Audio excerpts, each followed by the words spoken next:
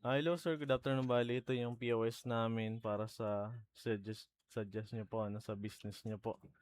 More on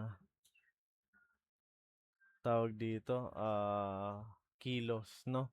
So bali login tayo kay admin, then nag-sample na rin ako para sa mga rice feeds, then yung laundry niyo.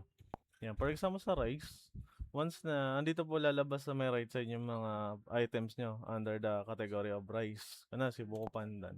Then, tatanong yan per kilo. Yan. Di ba katulad sinabi nyo po, kunwari half kilo, 0.5, ano, 0.5. 0.5. So, automatic yan na kalahati ng per kilo natin is 45 per kilo ang Buko Pandan na bigas. So, tama naman siya. So, save natin yan. Automatic po yan dito. Then, sa feed stains, same lang din naman po yun dun, sir. No?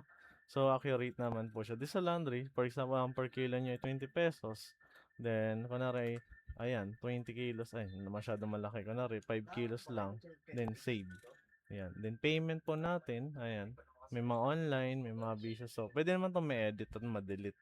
For example, cash, nagbigay siya ng 200.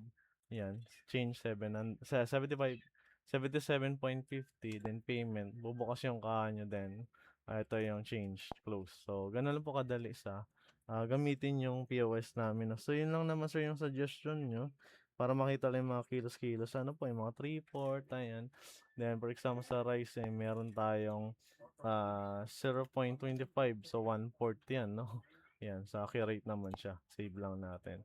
So, nasa sa inyo po yun kung per ano sa decimal po kasi yun sir. Kung i-convert nyo na lang yung sa 3/4 kung ano siya. Yan. So, yun lang naman sir. Then, hopefully magustuhan yung POS namin. Thank you po.